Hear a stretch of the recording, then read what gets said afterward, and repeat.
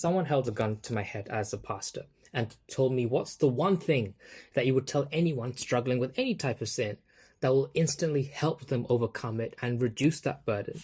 It would be something simple, and it would just be expose it.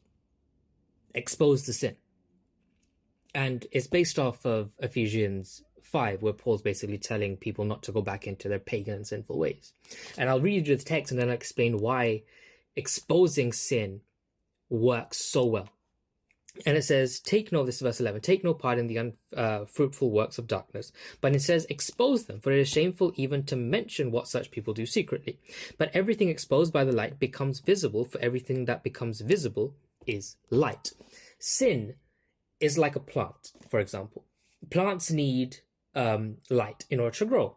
But sin is a very different type of plant because it thrives in darkness. Sin multiplies, it grows exponentially when it's kept in darkness. By darkness, I mean that metaphorically, but I also mean that literally. When sin is hidden, when it's done secretly, when it's done with the mindset that no one knows, it is very, very easy to do. It's very, very easy to continue to do, and it's very, very easy for it to get out of hand. There's a reason why it's much easier to sin by yourself when you're in your own room than to sin, for example, in a group of people during Bible study. Have you ever wondered why? Because what is in the light is exposed.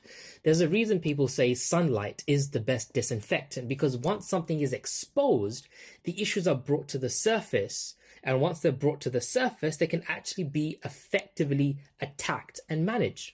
That's why James says, confess your sins to one another and help one another, or to bear someone's burdens, that you may be healed. Because there is something about sharing your burden with someone you trust, whether it's a family member or whether it's someone else or your pastor or whoever, that helps lighten the load. And by exposing sin loses its grip.